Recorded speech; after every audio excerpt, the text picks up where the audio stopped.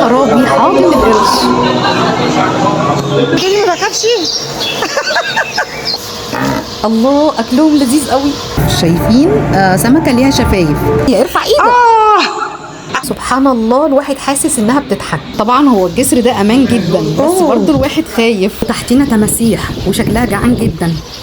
النهارده هنعيش يوم كامل في الحياه البحريه في جراند اكواريوم الغردقه. انا بصور لكم كده المكان كله من بره بالكامل. طبعا هو بمحافظه البحر الاحمر، تم افتتاحه في 2015، وهو طبعا اكبر اكواريوم في مصر وافريقيا. احنا كده وصلنا عند رسوم التذاكر، وسعر التذكره للفرد 500 جنيه، والمواعيد من 9 صباحا ل 7 مساء. دخلنا كده.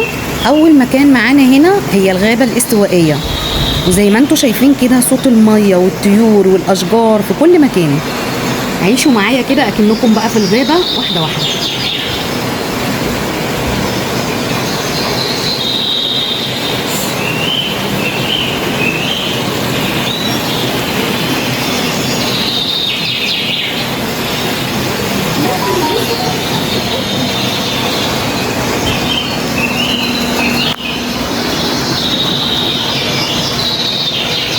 وطبعا في اسهم هنا في كل مكان بترشدك تمشي ازاي.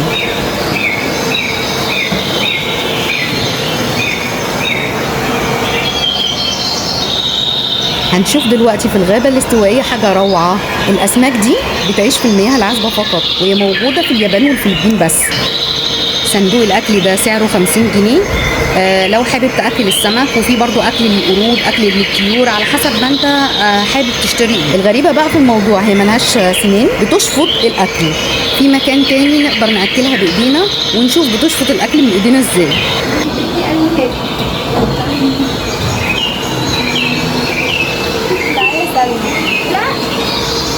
ها، مين اللي هيجرب الأول؟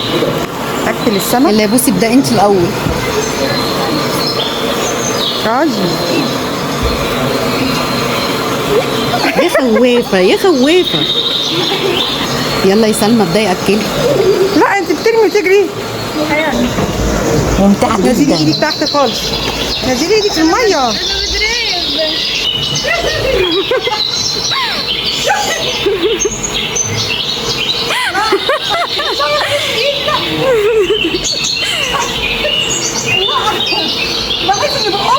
ايوه عادي بياكلوا ايدك يعني.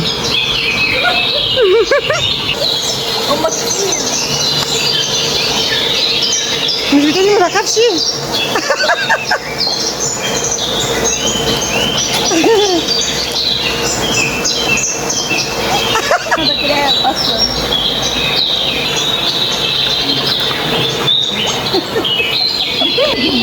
مكملين كده نشوف فيه ايه تاني.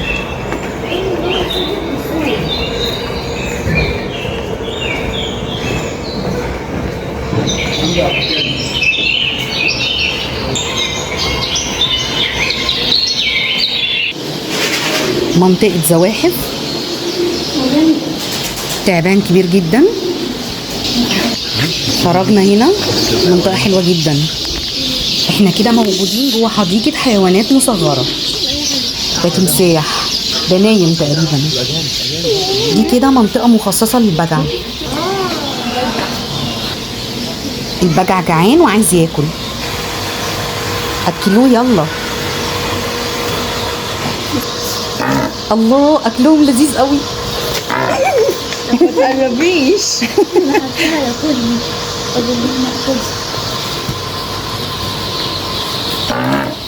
بيعمل صوت غريب كده هو كلب. صحة وعافية حبيبي، صحة وعافية. هذا هو العدل. احنا داخلين دلوقتي نشوف الأسماك النادرة.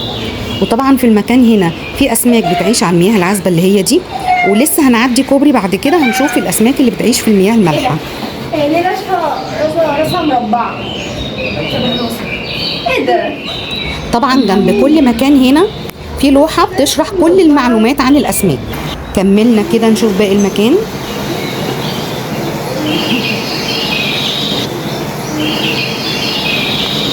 أنا بصراحة المكان هنا عاجبني جدا. كده احنا رايحين عند الترسة الصغننة.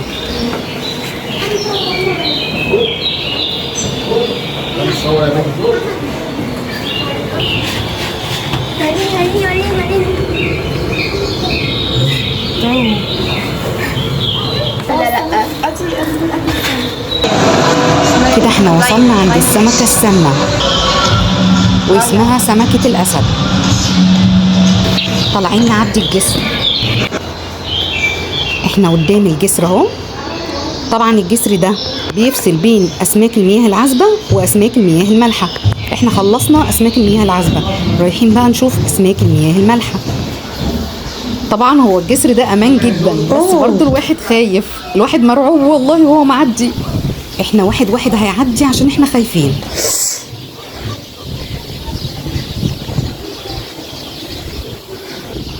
لا وتحتنا تماسيح وشكلها جعان جدا. هي بصراحة تجربة جديدة. وصلنا بالسلامة الحمد لله.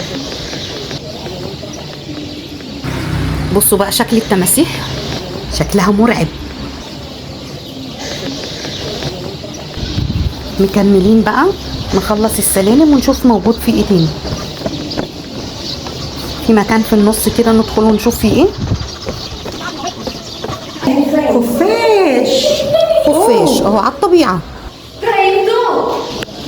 خرجنا كده في وسط السلالم، المنظر خطير. عايزة اتحرك. انت بتتحرك. امال هيبقى كده. نازلين تاني مكملين بقية السلم. اول ما نزلنا كده شايفين بط داخلين نشوف في ايه هنا. سلاحف صغننه.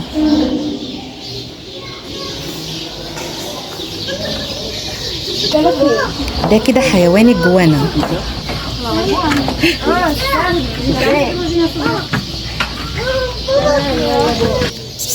وصلنا عند الفلامينجو. القرد.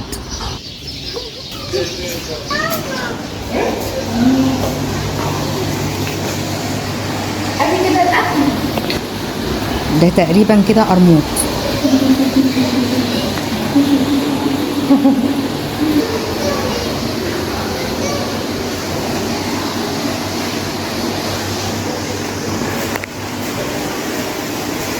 طبعا الحمامات هنا موجودة في كل مكان ونضيفة جدا.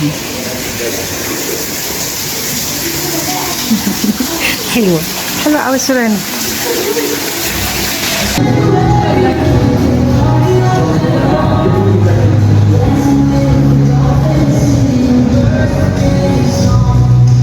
ده كده تعبان البحر.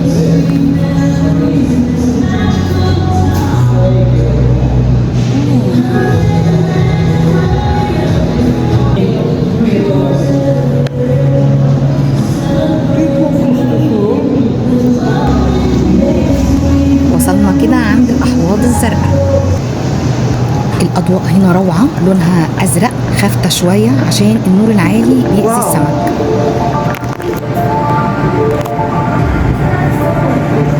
الله على المنظر، الله. بصوا السمكة دي حكاية، ليها بق كده شفايف. شايفين سمكة ليها شفايف حمرة كده متزوقة. المكان هنا رهيب، الواحد مش عايز يمشي.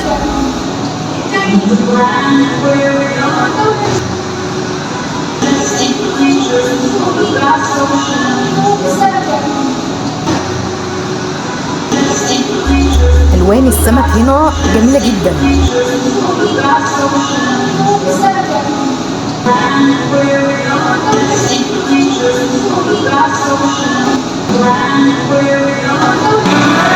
وصلنا كده عند الأحواض على شكل عمدان، هم 6 عددهم. انت اكنك بالظبط في قاع البحر. الانواع هنا كلها نادره.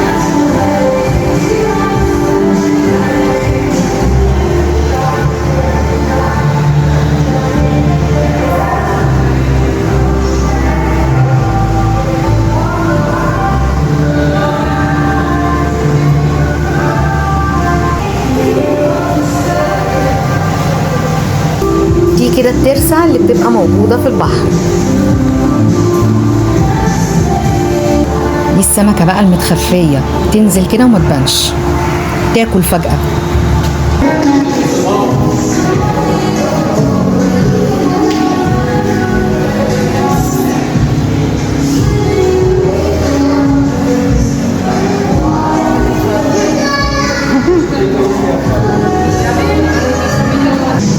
ده كده وصلنا عند تعبان البحر السام.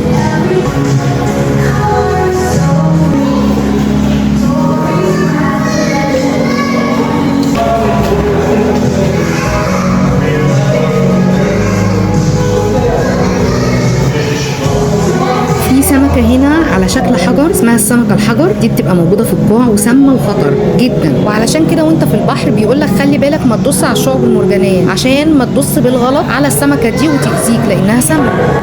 الله، السمكة دي كنت بشوفها في الأفلام بشوف إن هما بيقولوا عليها السمكة الضاحكة عشان بتضحك، أو السمكة الطائرة عاملة زي الطيارة. المكان هنا بجد كبير جدا.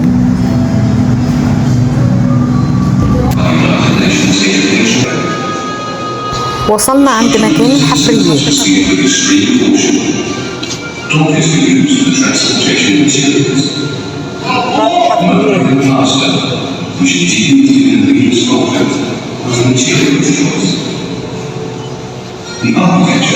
بصوا اللي فوق ده هيكل عظمي الحوت، لقوه في منطقة الفيوم وليه ايدين ورجلين.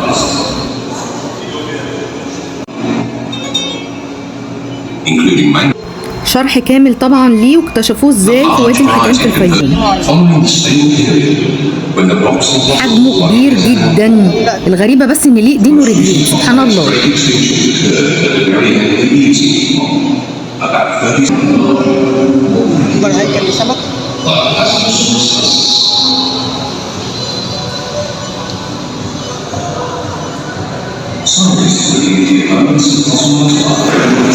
وصلنا منطقة الأنفاق اللي تحت المية. المنطقة دي طبعا اللي فيها القروش. ظهر الغواصة اهو.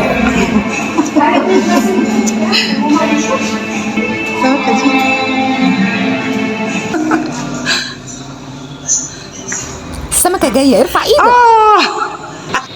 طبعا بندخل من نفق لنفق، سبحان الله الواحد حاسس انها بتضحك. وادي الترسة، بندور بقى على القرش.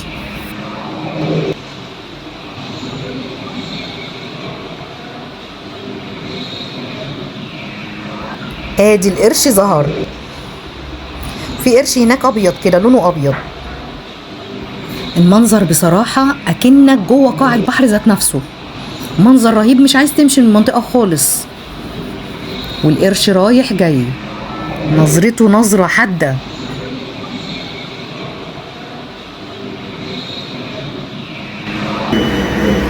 كده وصلنا منطقة كلها أنفاق كده، فيها محنطات للحيوانات البحرية. الأنفاق دي طبعا مفروض بتودينا للعرض اللي بيتعمل مع القروش، الغواصين معاهم القروش. العرض ده لمدة ساعة كل يوم من الساعة 11 ل 12 أو من الساعة 3 ل 4. وطبعا في اوبشن هنا ان انت لو عايز تعوم مع القروش ممكن، بس لازم حجز قبلها.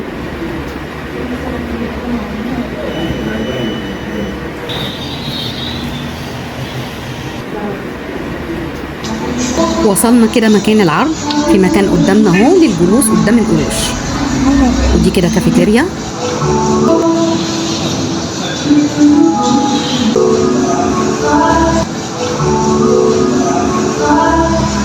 ده كده مكان القعدات، ودي الشاشة. بدأ كده العرض معانا، وبعد ما يخلص العرض تقدر تتصور مع القروش ومع الغواصين زي ما انت عايز. هما بيأكلوهم تقريبا شرايح تونة. اسيبكم بقى تستمتعوا شوية بالعرض.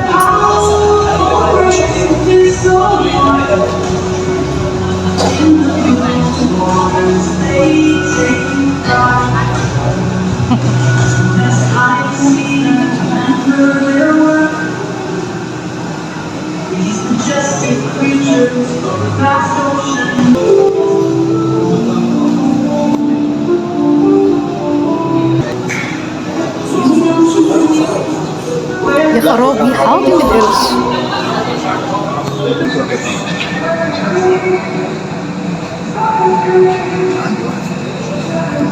بس انا ده بتاعهم ولا لا؟ لان انا فاكر ان انا اديته له ان انا ما كانش وانا مش فاكر ده بتاع مين.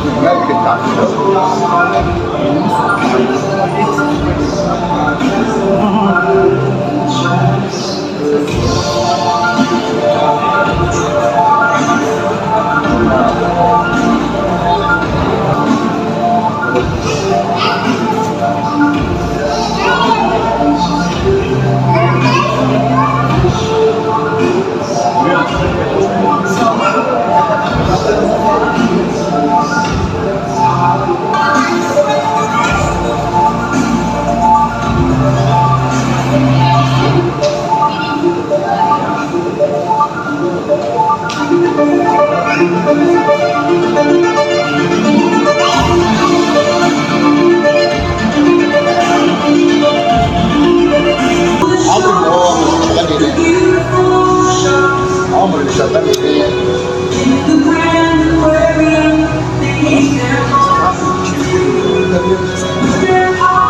كده وصلنا لاخر مكان نشوف فيه ايه بقى. مشغولات يدويه وكافيه، وقدام الكافيتيريا الناعمه السلحفاه بقى العملاقه، بصي بصي بصي بصي بصي المكر الجمل، ولا ده لذيذ. وفي على جنب العاب الاطفال، طاووس. ممكن تفشي صح؟ منظر الحديقه هنا بصراحه جميل. زي سنة بالظبط. ايه ده بياكل الحديد بيقرقضوا. بس انا مش عارفه اسمه ايه بس حاجه كده بشوك. جينا عند القرود بقى. Снова на качельке. Оп, кач, кач.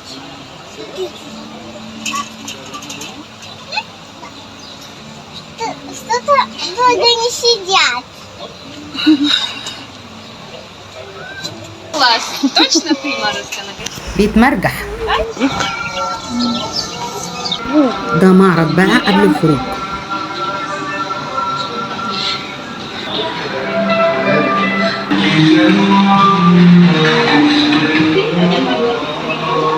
خلصنا كده جولتنا النهارده واشوفكم بألف خير، وما تنسوش اللي ما اشتركش في القناه يشترك.